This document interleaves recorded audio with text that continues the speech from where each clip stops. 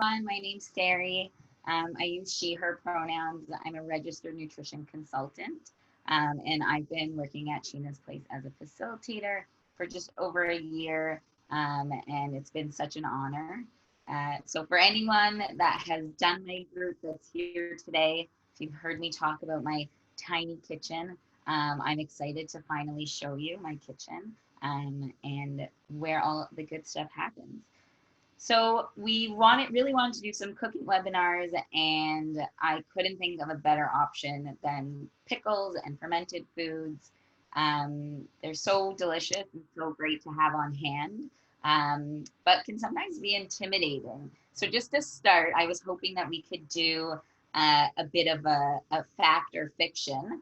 I'm going to read a few statements, and you can either give me like a thumbs up if you think, ooh, a thumbs up if you think it's true, or there's no thumbs down option, probably for the best. But if you have your camera on, you can give me a big thumbs down if you think it's not true, or you can add to the chat. So my first statement that I'm going to give you is fermented foods are spoiled and rotten. So most people are giving me a thumbs down, which I'm glad to see. Fermented foods are broken down by bacteria and yeast, but they're not rotten and they're not unhealthy. They just use that extra yeast and sugar and salt just to break them down. They become something totally different than what they are fresh. So I'm glad everyone knows that that is a debunked myth. My second one is I can just take supplements instead of eating fermented foods to get my probiotics. Yeah, so everyone's giving me a thumbs down. So you don't just need to take a supplement to get probiotics. You can eat fermented food. You could purchase supplements that will help your body, but the best way to get probiotics and other nutrients into your body is through food. Naturally occurring fermentation processes create a culture of bacteria that our bodies actually can use it way faster. Okay, my next one is, and I feel like you guys are gonna know this, is bacteria are bad for me. Yeah, thumbs down. So of course, there are some bacteria that are bad for our body and can cause illnesses, but the majority of bacteria that you find in food is actually really beneficial. So the fermentation process works to create those good bacteria that we can benefit from. And a probiotic fermented food can actually improve your immune system, your digestion, and reduce the risk of many diseases. So this one, there might be some people that don't know, but my statement will be, you must have a starter to ferment for all fermented foods. So a starter, for folks who don't know, is basically like a bacteria culture that you add to help with the fermentation. So I'm getting some pondering thoughts, but a big no from a bunch of you. And so, yes, there are some foods that require a starter, like a sourdough or a kombucha. But for fermenting vegetables, you don't need anything to get it started. You just need the natural vegetable as it is, with just a bit of salt and water, which is awesome. So I'm excited to show you guys that today. And my last one is fermented foods is just a fad. Okay, the answer to all of them is no, they're all false. Fermented food seems really popular now, but it's not a fad. It's actually a process that's been around for thousands of years all around the world. So I'm excited for us to continue that tradition and be able to do some pickling and fermenting today. So I'm going to share my screen with you. And this is the handout that everyone should have gotten with their invite. Can everyone see this? Yeah? Okay. So pickles and preservatives. Pickles are so much more than sour cucumbers floating in a jar at the back of your refrigerator. They define culture, diversity, health, and exploration. Pickles were created more than 4,000 years ago in Western Africa. So think of like the Mediterranean Sea, the Arabian Peninsula, and the border of India, that area. So this is where cucumbers were soaked in an acidic brine, which is basically like a vinegar or salt solution. This was done as a way to preserve them and ensure that they would last on long journeys. For this reason, pickles carry a great deal of historical significance, making them an essential part of different cultures and cuisines around the globe. So what classifies as a pickle? So on the most basic level, a pickle is a food that's soaked in a solution that prevents spoilage. However, the advantage of pickling goes beyond preserving, as they have the ability to change a food's taste and texture in an unexpected, sour, tangy way. So there are two types of pickles that we're going to talk about today. The first type is type 1. This pickle variety is one in which vegetables are preserved in vinegar, a strong acidic solution, which makes it hard for bacteria, bad bacteria, I should say, to survive.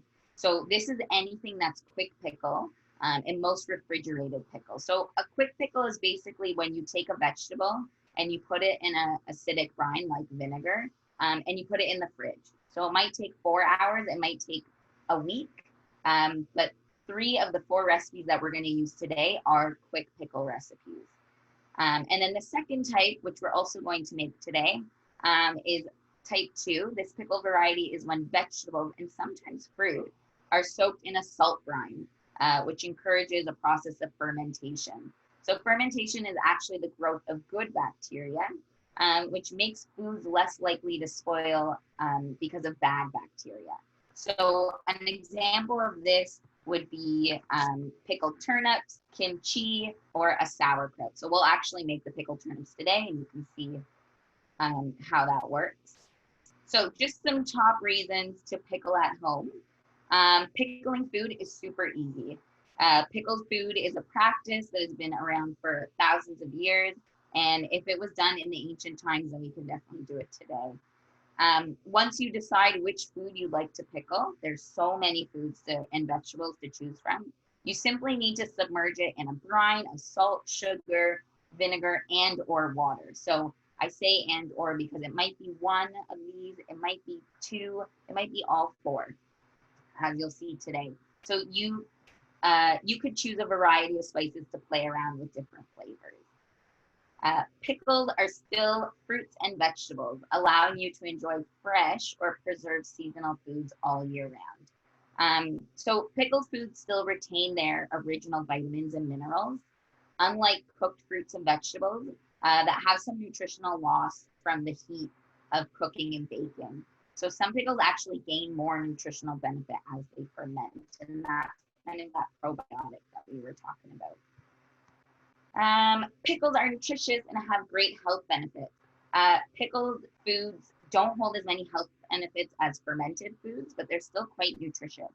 So some nutritional benefits of pickles are muscle cramp relief, balancing our electrolytes, so balancing our minerals and vitamins, boosting our boosting our intake of antioxidants, which are heat sensitive and can often break down during the cooking process. Another great nutritional benefit of pickles is their ability to stabilize our blood sugars. With stabilized blood sugars, we often feel more energetic, our mood is lifted, and we can be more productive, not to mention it helps with sleep. And ultimately, the best benefit we can get from fermented foods and pickles are probiotics. So probiotics are imperative for optimal gut health. So anything that has to do with your gut is really, we want to ensure that it is working well. So with improved digestion, we can help boost our heart and brain function and get necessary fiber and vitamin C and K. So vitamin C is really our immunity health. We need that to ensure that our immune systems are going to fight us from the common cold, things like that. And vitamin K is really important for our blood flow. So we want to make sure that we get this because it really oxygenates our cells and makes sure that our blood is flowing through our body nicely. So the next reason to pickle at home is pickles have a long shelf life.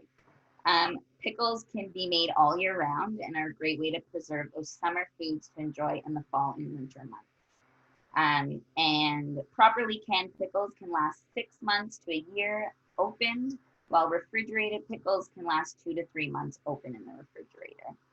And lastly, pickles are packed with tons of flavor. There are endless recipes that can be heightened just by adding a few pickles. The acidic, tangy, sour sweetness that you get from pickles allows you to instantly elevate a dish from good to great. So not only do pickles elevate a recipe, but they add a great crunch and texture to any dish. And this you'll see really rings true when we make those pickled red onions. They're such a great treat to add to any sandwich or salad. Really, the options are endless. So again, if you guys have any questions about the handout, you can either you could submit them in the chat. I'll try and be watching. If not, Caitlin will kind of interject and I'll try and answer them as best as possible. So we're going to get started. I'm going to bring you over. I'm doing a bit of a balancing act so you guys can see what's going on here. But this way you can kind of see everything. So what we're going to do is we're going to start with our purple onion, our pickled red onion. I like to print off my recipes and have them in hand, so you might see me looking through.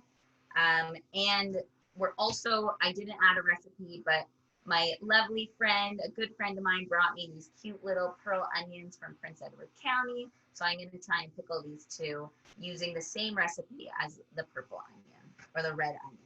So we're just going to start by getting our solution for our onion going. And what I'm going to do is I'm just going to measure out all my ingredients. So the recipe said combine all the ingredients that you want into the pot, except for the onions, and let that come to a boil. So we're just going to start with 1.5 cups of white vinegar. I'm just using, I usually just get whatever's on sale. You can find a pickling vinegar. That works well. And we're going to measure out 1.5 cups.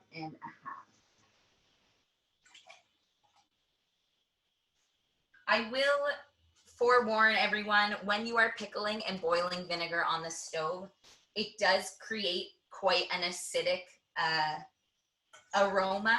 So you might want to open a window just so that you can air it out and not kind of choke on the acidic air.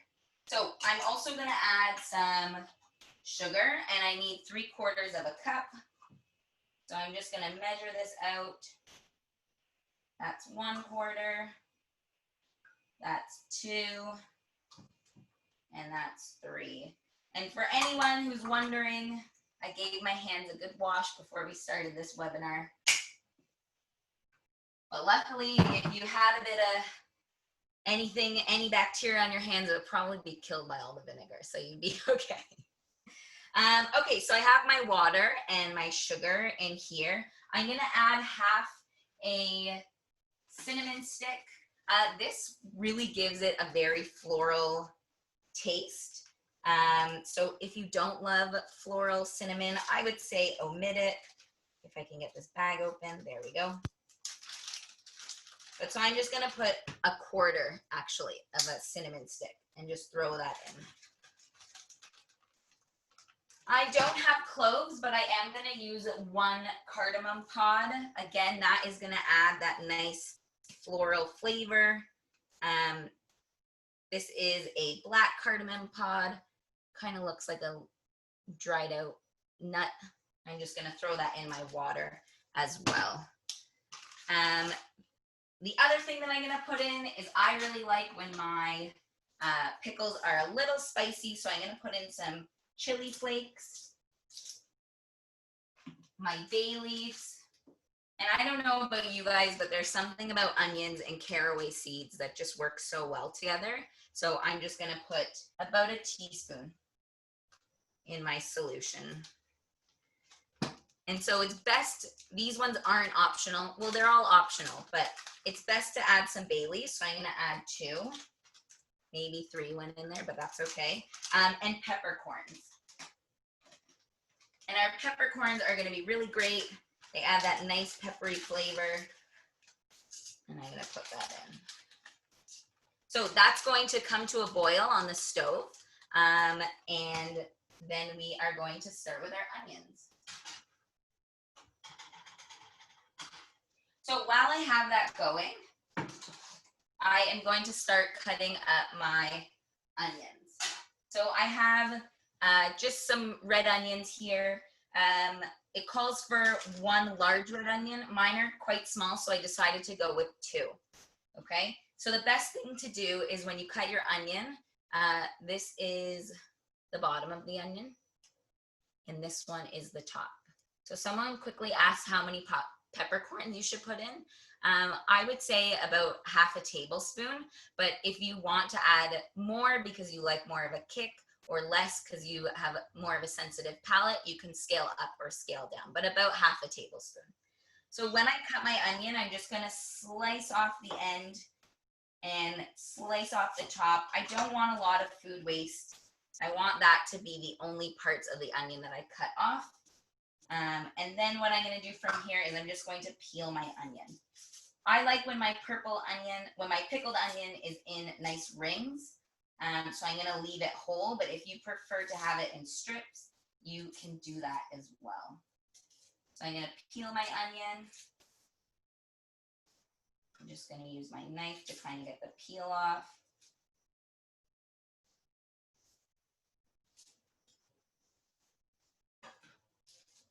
There we go. And I'm actually gonna move you guys down here so that you'll be able to see my cutting board a bit better. There we go. So I'm going to take my onions. Again, this is my second one. I'm just gonna cut off the bottom and cut a bit of the top off. Give it a nice peel.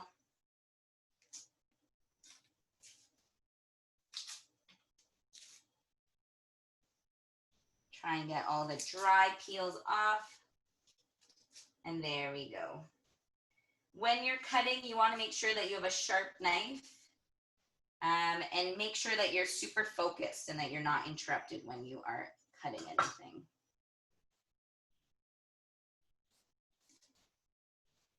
Okay, finally, good. So we have our onion here like this, and I'm just gonna turn it on its side, and I'm gonna tuck my nails under so I'm not going to cut my fingers, and I'm gonna just cut some nice rings. If you find that onion is a bit overpowering, or too spicy, you can cut them a bit thinner. I personally like when they're a little bit thicker, just so that there's more of a bite. So I'm cutting mine like that. I'm gonna keep cutting this end.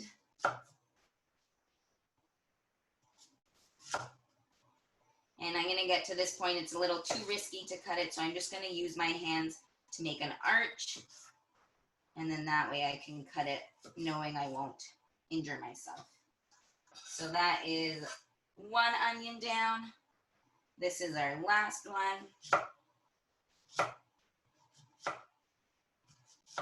My solution is starting to come to a boil.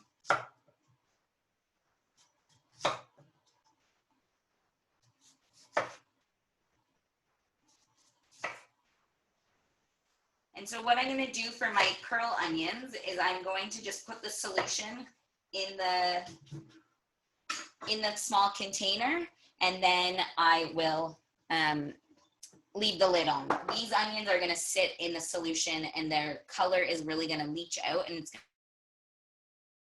color. So I'm going to bring you guys over here.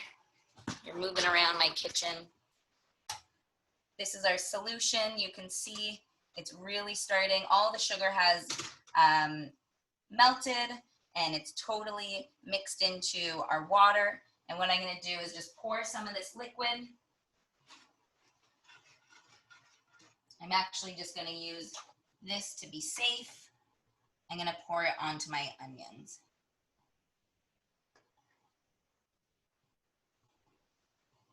And that is that. Those are going to sit. So now that this is at a boil, I'm going to add my purple onion, and it's going to go from this to a really beautiful pink vibrant color.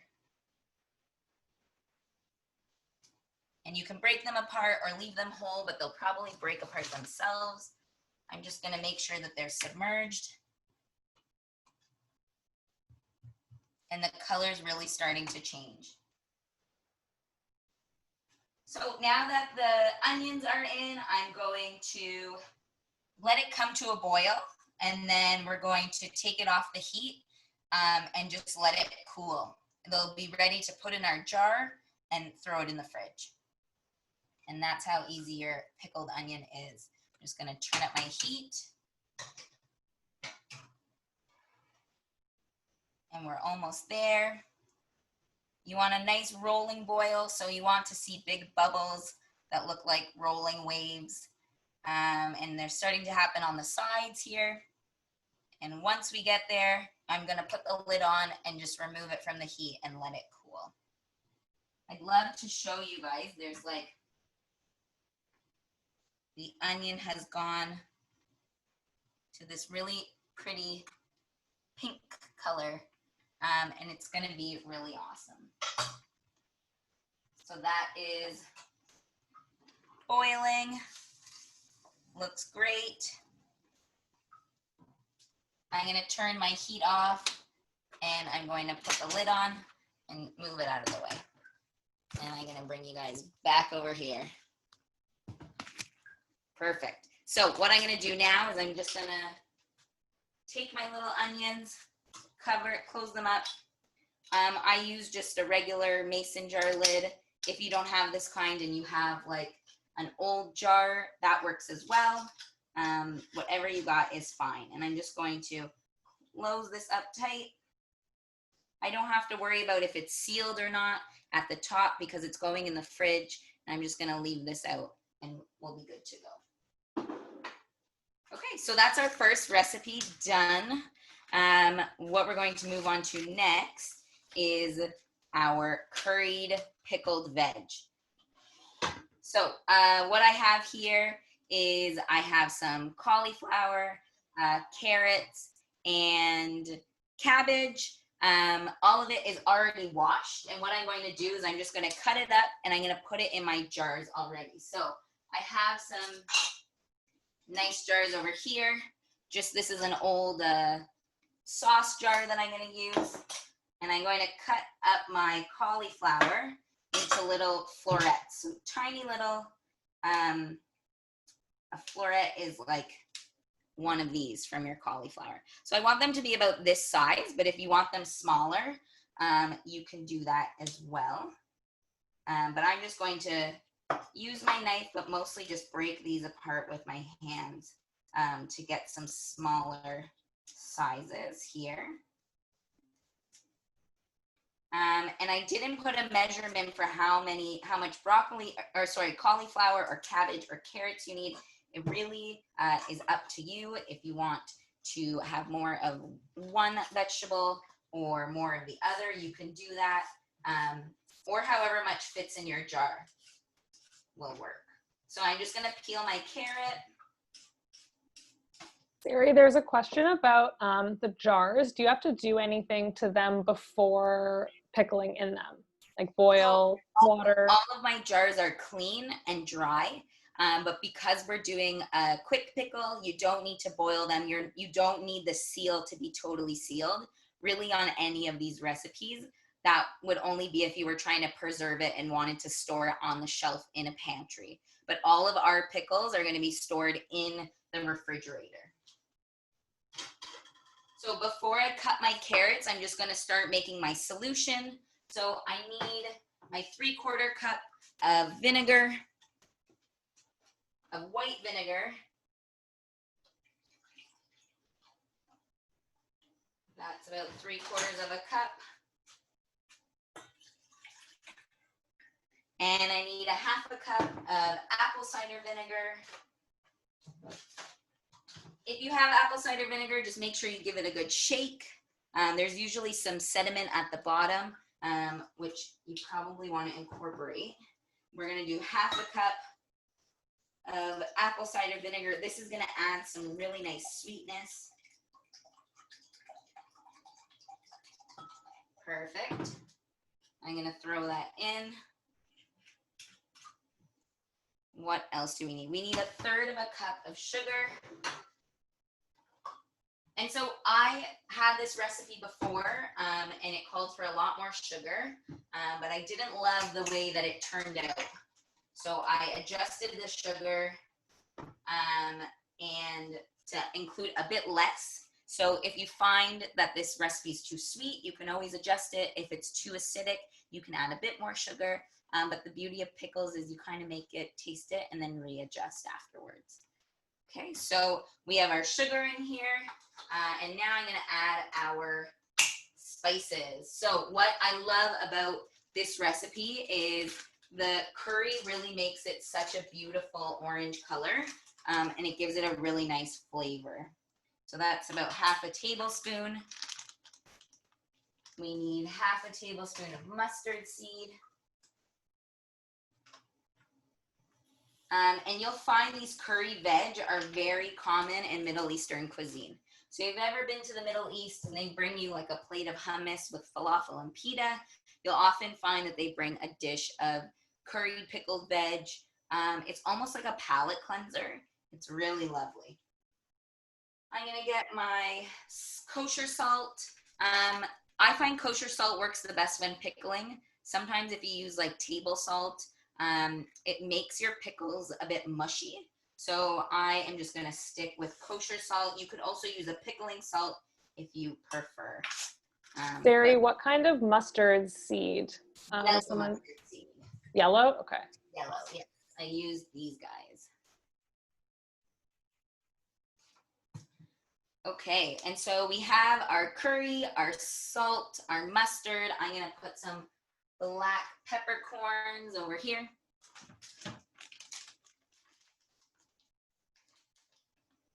And we need 1/4 teaspoon.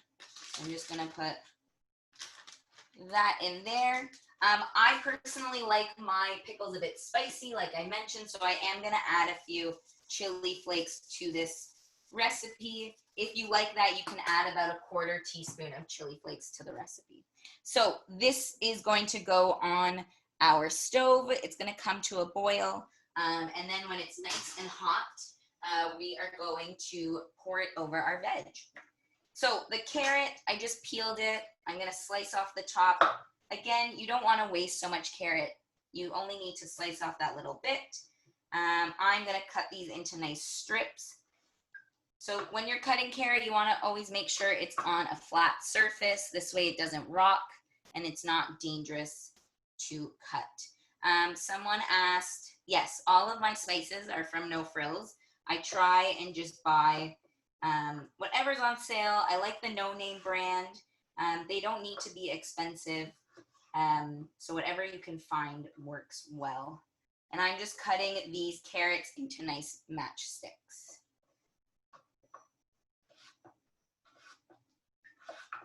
Into quarters and then in half. So I have a nice handful of these. Beautiful. And then my cabbage. So cabbage is a weird one to pickle just because it has so many layers. So what I'm going to do is I'm going to cut chunks, and the chunks is going to they're just going to sit, and then you can peel them by yourself. So someone asked if the sugar is required. Does it do anything chemically? Personally, don't like my pickle sweet. So the sugar is really necessary only if you want to cut the acidity from the vinegar. So you need to think about, there's quite a lot of vinegar in our pickles. So you want to just make sure that it's not going to, you're not going to pucker your lips so much that you're like, oh, these are kind of gross. So the sugar is just kind of to balance it, but I would recommend playing around with the recipe. So I'm going to take my jar and I'm just going to start putting my cut veggies in. I'm going to try and lay them out nicely. So they have, I'm just going to try and fit everything inside here. The best thing I found to use is a chopstick, just to try and get things a bit further down. If you have a wide mouth jar, you can kind of use your hands to get things a bit further down. But I'm going to push these down throw them in, get my carrots in, and fill up all those nooks and crannies. So really push a bunch of carrots in there. The carrots are a nice thing to kind of add at the end, just because you can fit them into spaces that you can't get the cauliflower in. So I'm gonna put all of these in. Beautiful. And now I'm gonna put the cauliflower in. I'm gonna use another jar, a smaller jar. Actually, we can get almost everything in. Give it a good squeeze in there. Some more carrots. And I am going to cover it up with some cabbage just at the top. And I'm just gonna cut my cabbage so that it will fit. Okay, so my jar is nice and full. There might be some areas where if you can try and shove some more veggies in. There's a few more. Again, the chopstick is really going to help try and get these all the way down. And our curry is starting to come to a boil, which is awesome. I think we can put all of these carrots inside. Wow, what a dream. I got it all in. There we go. Okay, when we close it, the lid is going to kind of push everything down, and it will be really awesome.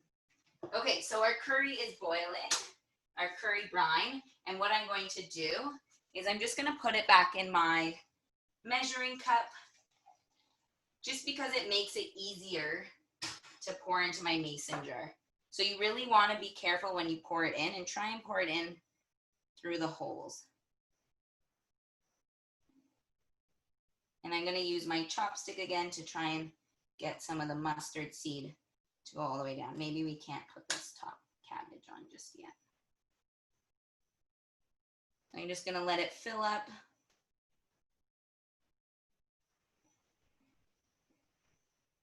Slowly, slowly.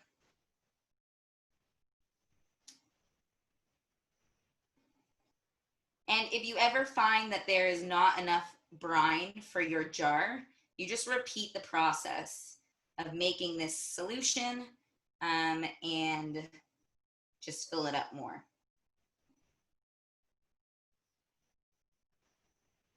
Oh, perfect.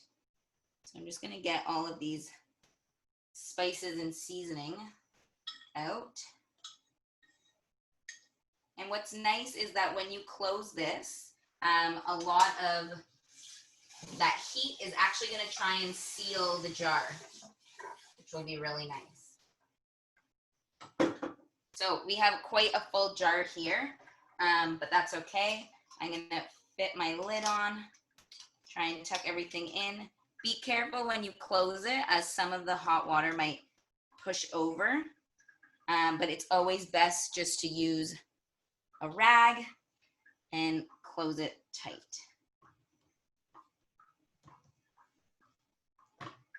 And you always just want to do a test to see that it's not going to spill out the top.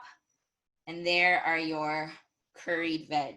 So I actually want to show you guys, because I made these last week. These are our purple onions. This is what they look like. So they're all my peppercorns. But if you look, they have turned into really beautiful pickled onions that are such a nice color. And this is what I was talking about. So you could put this on a salad. You can put it on, thank you, Caitlin. You can put it on a sandwich, really whatever you like. It's such a good addition. So I wanted to show you how beautiful they look and this nice color. It also makes such a great gift. So if you bring someone a jar of pickled veg, I'm sure they'll love it. This is our pickled curry veg. This is the recipe where I added more sugar and I didn't love the result. That's why I reduced it for the recipe that we have. But you can see it turns your cauliflower into such a nice kind of like light yellow color. And again, So nice to put on top of salads and just enjoy as is. Any questions before we move on to our next pickling product? No. Okay. What we're going to do now is we're going to do our pickled green beans. So these are awesome. Green beans are in season. They are from Ontario, and they are awesome to add to a beverage or a salad or just to snack on. I got these guys. I know in the recipe it says you can trim the top, but I like to keep the little stalks on top just because they're like little handles. So someone asked if once you finish the veggies, can you use the leftover brine? You can try and reuse it, but it might not be as potent as you want it to be. So you can try, definitely. And then someone asked, how long should we leave them to pickle before opening? So if you look at the recipe, it should tell you. But for the onions, you can wait a couple of hours and they should be ready. The veggies, I would wait about 4 days, probably better to wait about a week.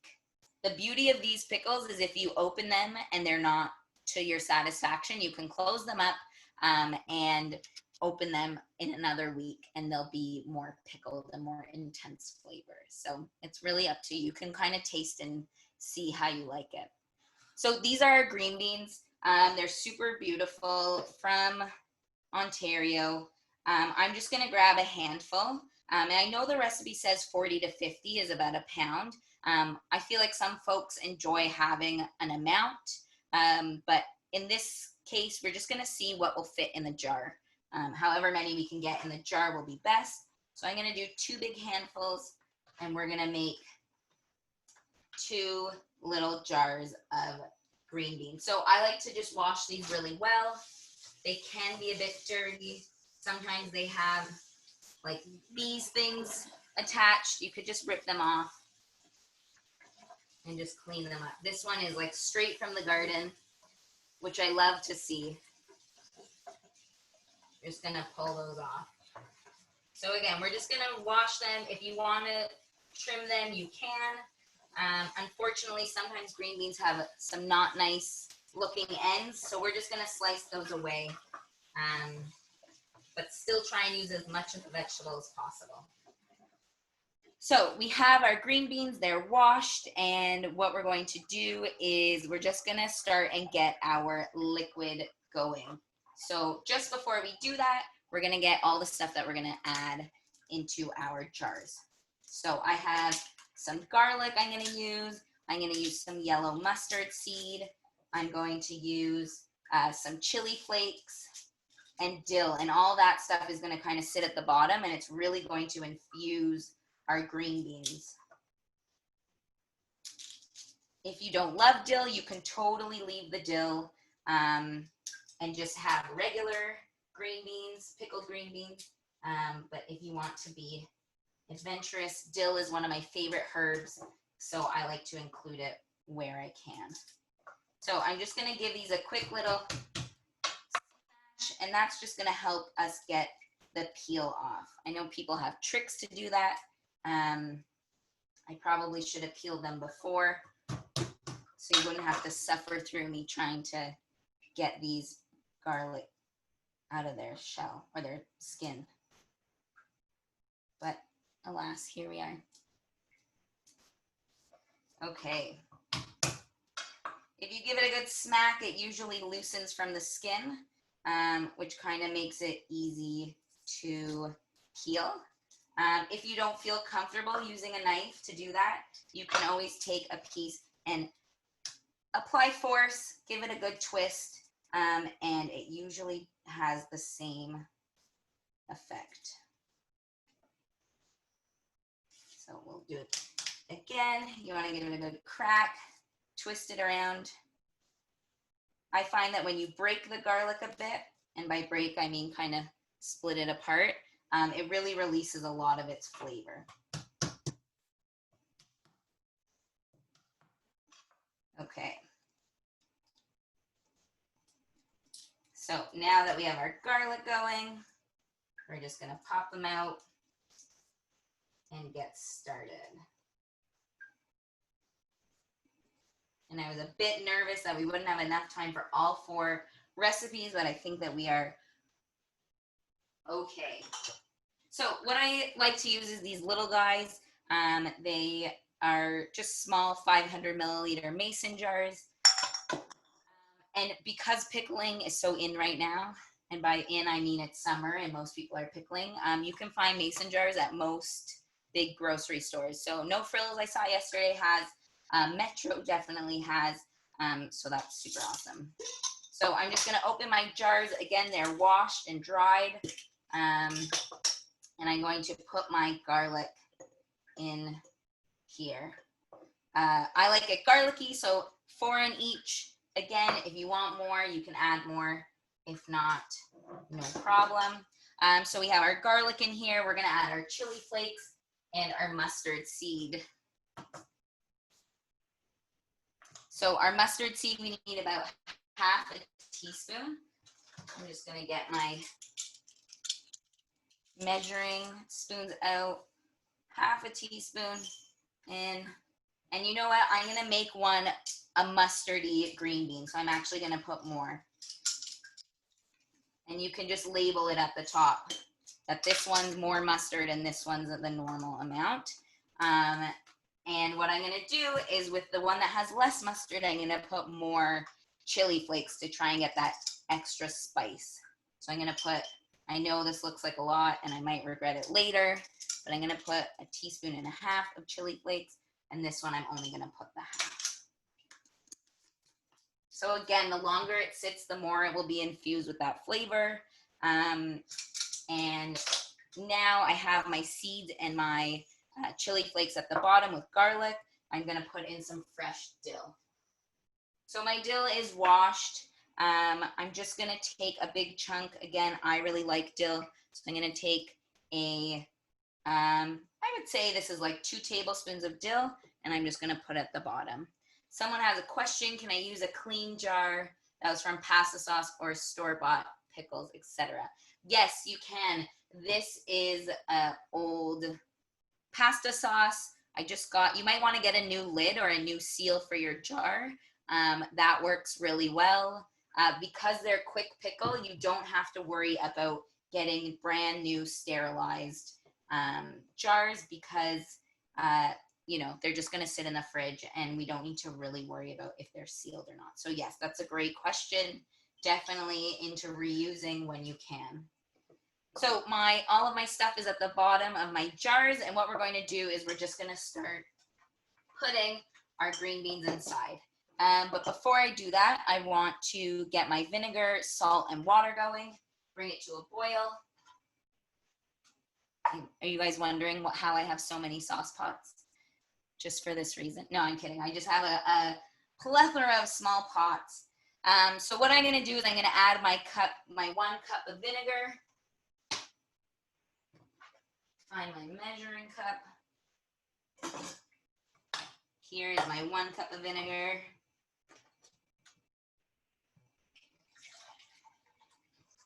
Beautiful. And now I'm going to add 1 cup of water. And what's nice is we don't get such a crazy acidic flavor because our water really helps to mellow that out. And in here, I'm going to just add my salt. So my salt, my recipe calls for 1 tablespoon of kosher salt or 2 teaspoons of pickling salt. Different salt have different salt content. So one salt might be saltier than another. Which I know seems a bit silly, but that's just the way it goes. So we're going to let this come to a boil on our stove.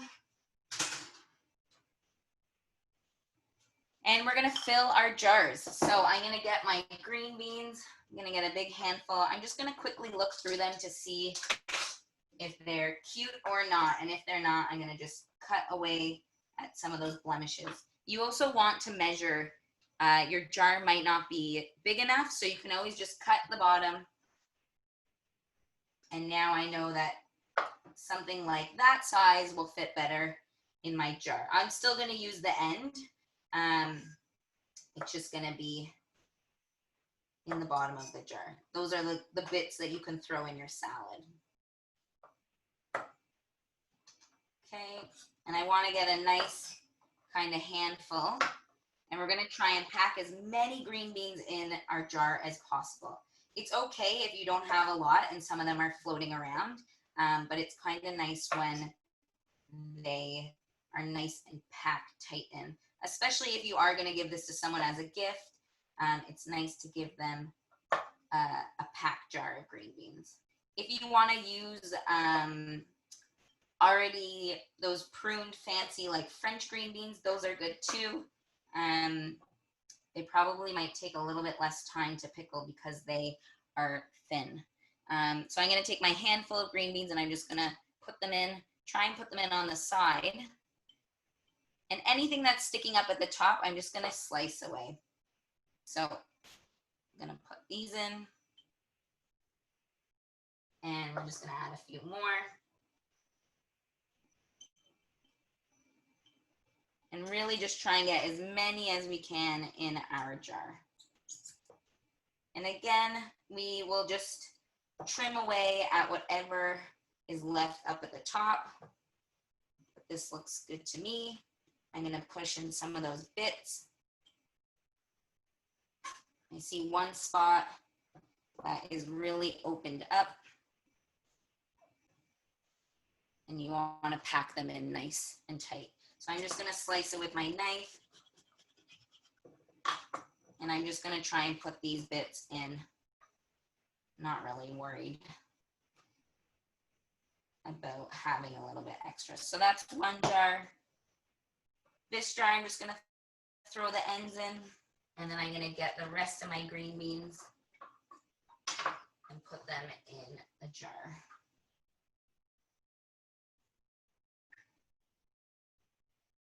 So just gonna, again, gather all of my green beans in my hand, get a big handful, and then put them in. If you wanna play around with this flavor, by all means you can. So I actually made green beans. They turned out really nicely. I'll show you the difference between the two. It's actually kind of hard to tell, but this is our pickled green bean and this is our regular green bean. It still has that nice crunch, so it still has the same form, but it has turned a bit of a duller green, like an olive green, and it smells so great. The pickles are really nice and tart and sour, but still crunchy, and really this is like the epitome of summer, having these pickled green beans. So I'm just slotting in green beans where I can, putting them in. There's a space for all green beans and for all veggies. If there's something that you want to practice making, this is probably the best way to do it. This pickled dill green bean is a good stepping stone. So it's actually best to try and do your first pickling with a green bean. It's a bit easier than cucumbers. Cucumbers they're a bit faulty. Sometimes they get super soft and mushy, which isn't ideal. And then you feel a bit defeated. Like I went to all this effort and waited all this time, and my green bean or my cucumber is mushy, and that kind of sucks. So I would start with a green bean. Pickles, I'm still trying to perfect. So by all means, I'd love for you guys to try them, but proceed with caution. So I just have a bit more space in here.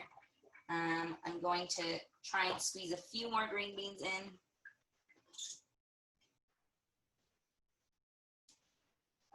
See where we can get them in. And I think that's my quota. I think I can't squeeze any more in. Maybe one more. Sari, there's a question about chopping the dill. Would Yes. chopping the dill release more flavor? It definitely will. The only thing muddy, and just because it will break down a bit faster. So you can chop it up. It will give it a bit more flavor. It just might be messier. That's all. So I'm just going to slice the tops. I'm going to tuck in some of these extra bits if I can. I think I'm really at capacity though. All right. We tried. We definitely tried. No, I can fit this in. I'm going to do it. There we go. Okay, so now that we have all these little bits in and our jars are so packed, our solution has come to a boil. Again, I like to use my measuring cup because it makes it easy to pour. Don't inhale too close to this vinegar. It will hurt a bit. And I'm just going to slowly pour it over top and fill it up. We might have to do it again if we find that we need more solution for the second jar.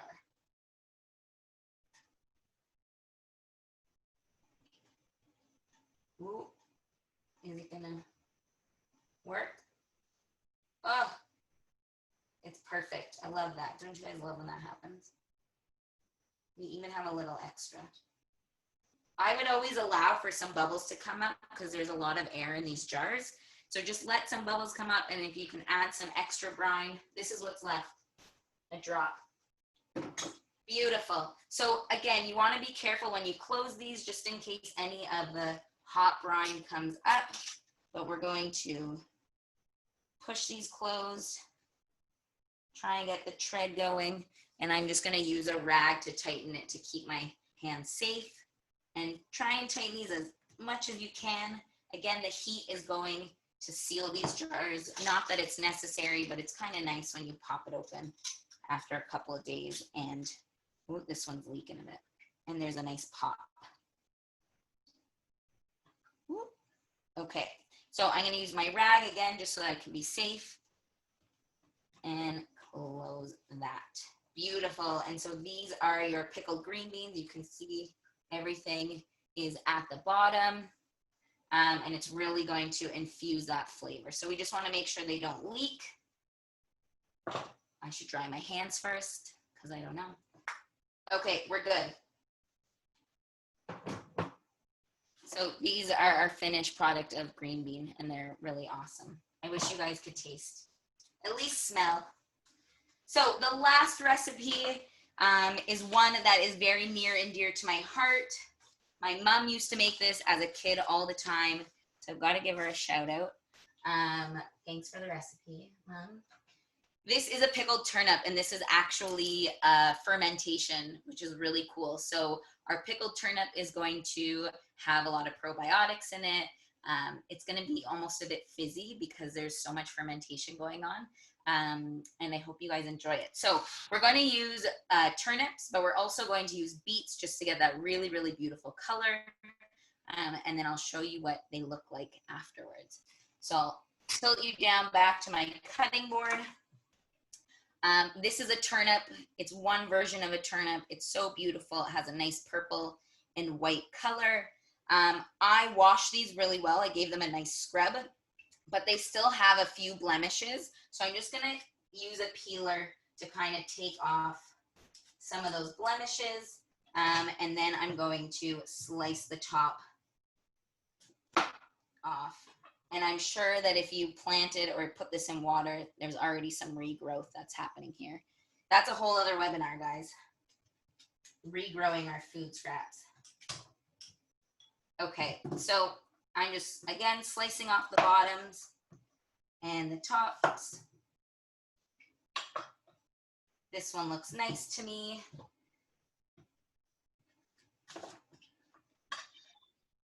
And there we go. This one is a big one. Please be careful when you're cutting turnips. They're kind of a hard vegetable to cut through. They are root vegetables. You can see those roots. They really come from the ground. They have like kind of almost a horseradishy smell to them. a bit pungent, but they're really great. So I'm going to slice these up. You can slice them however you like, but I like to cut them into half moons. That's just what I'm used to. So I'm going to cut them in half. And then from these halves, they're nice on a flat surface. They're safe to cut. I'm just going to give them a chop. And you can cut them like about that thick. And so once you get them all chopped, then you won't believe how easy these are. So obviously the beautiful color comes from the beets, but we could also put these turnips in our curry brine as well. That would be really lovely. Here are some bigger chunks. Still gonna try and cut them in the same way though. It's best if you can try and keep your slices together. And by together, I mean if you're able to pick up your whole half of your turnip like this. That makes it easy when you're putting it inside the jar.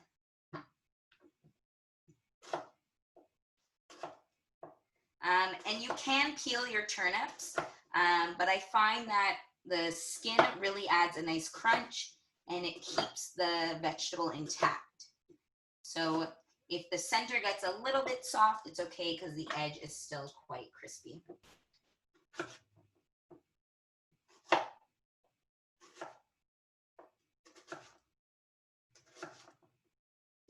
Have people heard of turnips? I feel like it's not a common vegetable that is used all the time.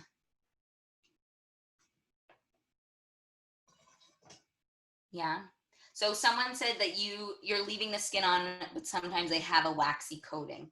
So they can. Usually I find that the waxy coating usually comes from like a rutabaga, not so much a turnip. But if you find that they do have a waxy coating, you can always take the peel off or just put them in some boiling water and kind of melt that waxy coating off. So I'm going to transfer my turnips into a jar just so I have a nice, clear, safe cutting board when I cut the rest. If your turnips come apart like mine have when cutting them, it's okay. We can always just collect them and put them back together. And we have one more.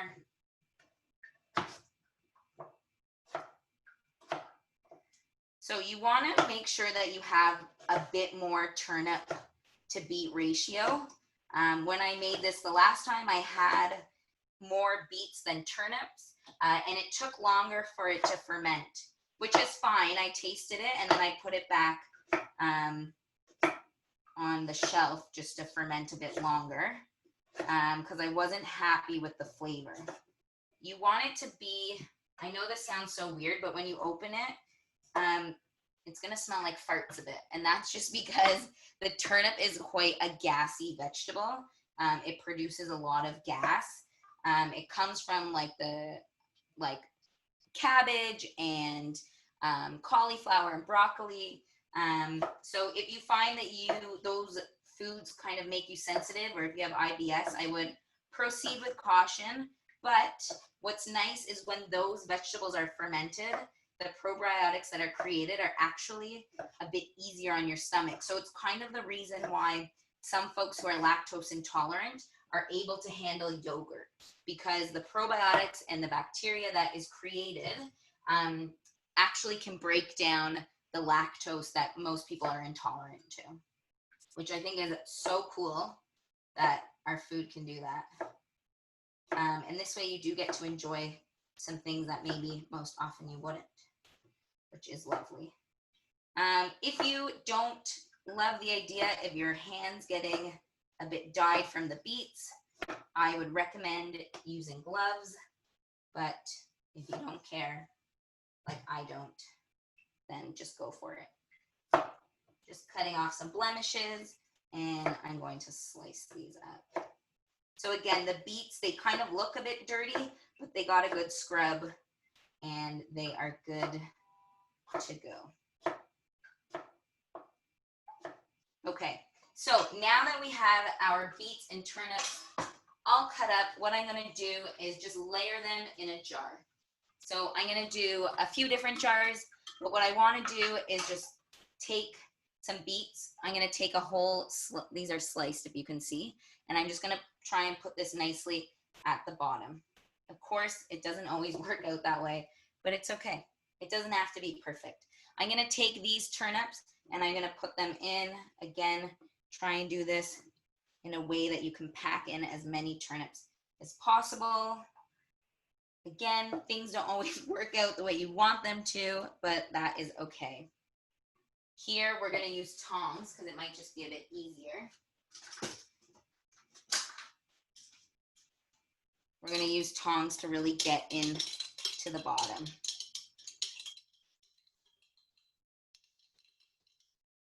Beautiful. Okay, I'm going to layer with a few more beets. Nice. And then I'm going to get my turnips in, and I'm going to use my tongs just to place them nicely. Perfect. So the beauty of this recipe is the only work that it takes is, the only hard part is getting them into the jar. Getting them into the jar so that you can fill up all these gaps. That's the hardest part. So we're just gonna do the same thing like we did with the green beans. I'm gonna take my chopstick and try and push it down. Whoa, I punctured it, but that's okay. We're gonna get some more in.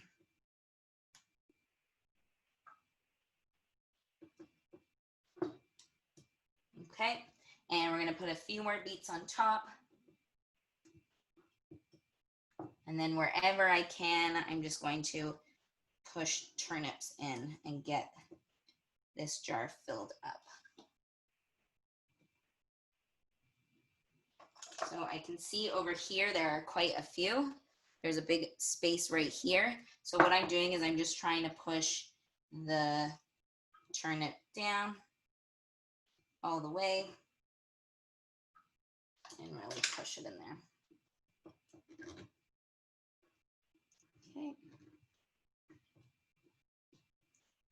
Where else do we have any spots? I'm gonna just fill the top. And I'm gonna put one beet on top just for that nice color. I'll slot it in the side. You can already see what it does to the turnip. It's so beautiful. So that's one jar. I'm gonna get another one. I'll do a small one. This one has a bit of a wider mouth, so I can actually get my fingers closer to the bottom, which helps. And I'm going to get some more turnips. Push those in. Beautiful. Just try and shove them on the side. There we go. A few more.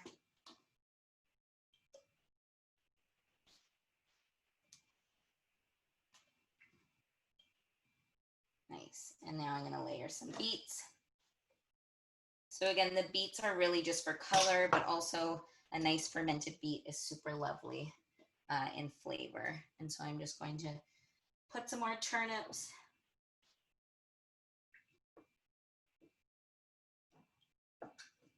It's like Tetris, but a more frustrating version. And we'll put that beet on the top. Okay. And we have more beets and turnips, so I'm just going to do them all because, again, I love this recipe. And it's so easy. So I'm going to use my tongs. Let's see if this makes a difference. So again, pickled turnips are something that you're going to find in Middle Eastern cuisine. If you get like a falafel or a shawarma, this is usually included in the sandwich, which really adds a nice salty, tangy flavor, which I love. So I'm going to just put these in again, slot them in. You want that to be as packed as possible. So I'm gonna go in on the sides.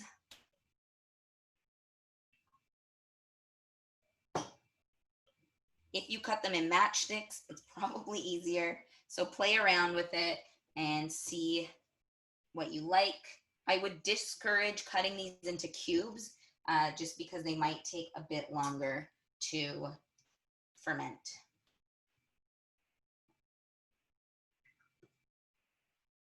Okay, that looks good to me. We have so many jars of pickled turnips. I think one more, we can do it. We might have a few extra turnips left over. That's okay. Put those in. Actually, we'll leave some for the top. So it will be interesting to see how these turn out because some have more beets than others. So the ones that don't have a lot might take a bit longer to ferment.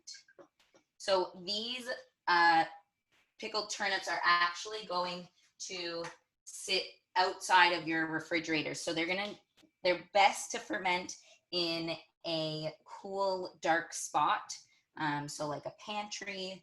I leave them under my kitchen table. And I put them in a glass tray, and that's just so sometimes they ooze out a bit.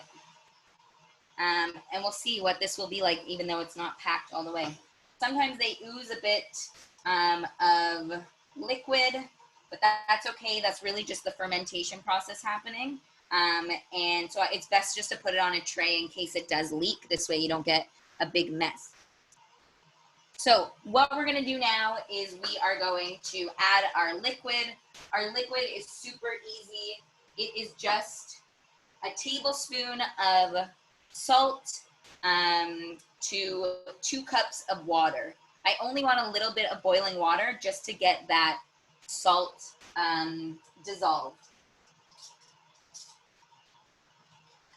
So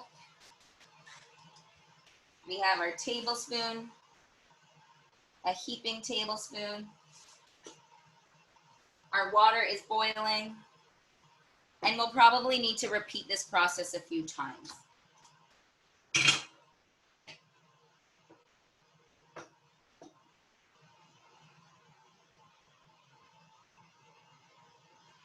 Okay, let's see. So I just want a little bit of hot water, and I really just want my salt to dissolve in the hot water, and then I can top it up with some cold water. You don't want to put boiling water on these because they're already going to get a bit soft and they don't need any more help.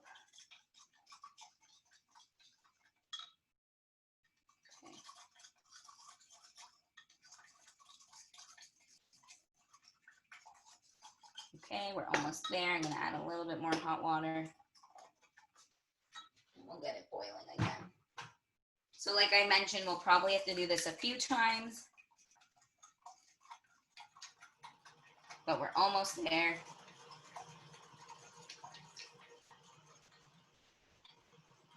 Perfect, okay. So now I'm gonna add just cold water from the tap to 2 cups, my 2-cup line, and I'm just going to pour it over.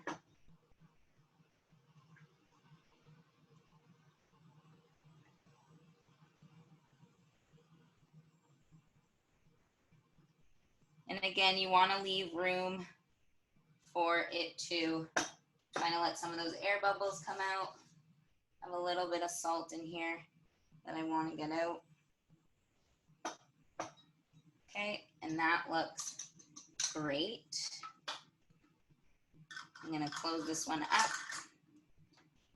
There's one, and I'm going to do another one. So again, my heaping tablespoon of salt, kosher salt.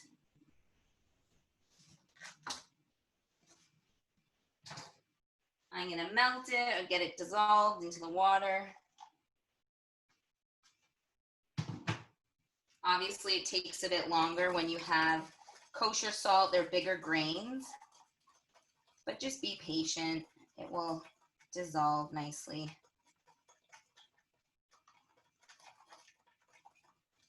there any questions about any of the pickles that we made today? All of your pickled onions, your pickled curry veg, and your dill green beans, those are all going to be stored in the refrigerator. So they're gonna pickle in the refrigerator. Those are our quick pickle. And our pickled turnip is going to be stored in a cool, dry place outside of the refrigerator. And that is going to ferment. So it will actually be able to be shelf stable while it ferments, but then from there it lives in the fridge. Okay, I'm gonna add my water. My 2 cups of water to 1 heaping tablespoon. And I am going to pour my mixture slowly on here. Oops, spilling a little. I'll take this beet out for the time being.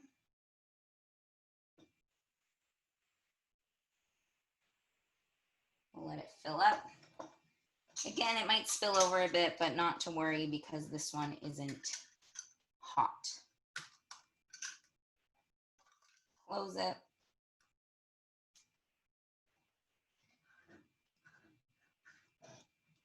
Beautiful. And we're gonna just add this on our other. Sari, how long do the turnips and beets ferment for? So I did about a week, but I would say it's best to have them for, I would plan it for about 2 weeks. It was my ideal fermentation. That's what I like the most. And I'm just gonna do the last one. Again, my heaping tablespoon. We're gonna just pour that over. Let that dissolve, and we have our last jar. And you'll see it will go from, whoops, there's some water on the top. It will go from this nice white and purple to a really beautiful pink. I'll show you guys as that dissolves. This is my finished product of my pickled turnips. They're quite dark. The only thing is when you open them, you must open them over the sink. Because they're fermented, they will fizz up a bit. So I'll open these and I'll show you guys how they are gonna ferment or how they might fizzle over. Okay. And obviously I put the thing on really tight, so it's gonna give me a hard time now. Just using some rubber gloves.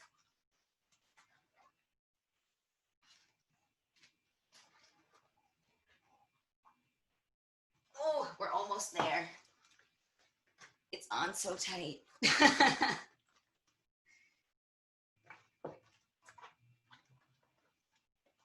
Okay, let's try another method. Anyone have a good method? Maybe I can never open these and they'll ferment forever. Another option is just to try and break the seal. Oh, there we go. Okay. So, sometimes they fizz up and you can kind of see there's some bubbles here. And I don't know if you guys can hear, but it's making like a fizzy noise. I think what had happened here is they fizzed up and they actually did spill in my tray. So you don't have to worry about that. But if you have them filled to the top, just try and be careful. Open them over the sink. They might explode on you. But so these are our finished product. They are these beautiful beets that come out really nice. And then I'll show you a turnip, if I can find one. They're hiding. This is one of our turnips. It looks like a beet. It's kind of hard to tell the difference, but you'll be able to tell the difference when you bite into it, and they're really beautiful and add really nice flavor. These ones are not going to turn out as dark as these because, like I said, I had some extra beets in the recipe. So that's also probably why they didn't fizz over. But you know what? I can't complain about that because it kind of makes a big mess. So just for the last one, I'm going to add my water. Fill it up. Beautiful. And I'm just gonna get some of my salt out. Awesome. And I'm gonna put my turnip on. And we're gonna close it up.